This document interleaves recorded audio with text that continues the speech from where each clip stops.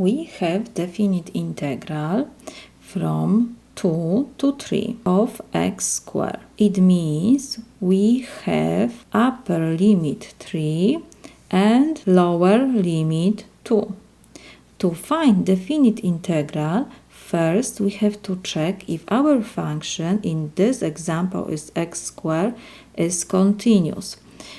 Quadratic function, because x squared is quadratic function, is continuous for all real numbers, so it means it will be continuous in interval from 2 to 3. Now we can integrate.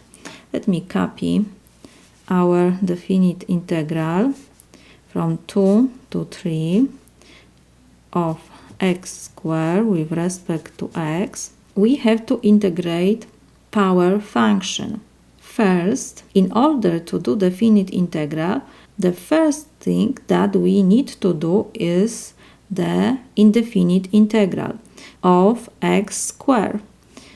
We have power function, so it means we have to use power function formula. We have to put in numerator x squared plus 1 over, and denominator is the same like exponent, 2 plus 1. And now we don't write plus constant c. Instead of putting plus constant c, like we have to do for indefinite integral, I like to put a vertical bar on the right side, and on the top we have to put upper limit, so in this example is 3, and on the bottom we have to put lower limit is 2. This is equal. Next, first I will simplify this expression, so it will be 1/3 times x to third power, and we have integral from 2 to 3. So now we have to plug first upper limit. It means we have to replace x by 3. We have to copy 1/3, and we have 3 to power third. I will put this in parentheses, minus, and we have to subtract the lower limit. It means now we have to substitute x by 2.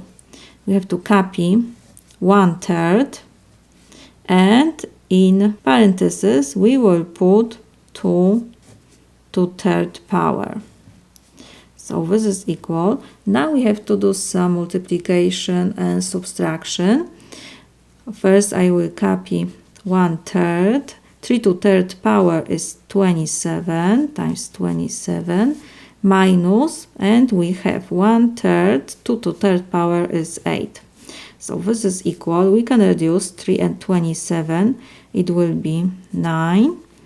And we have 9 minus 1 times 8 is 8. 8 over 3 is 2 and 2/3.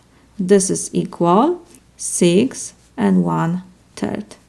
This is my solution.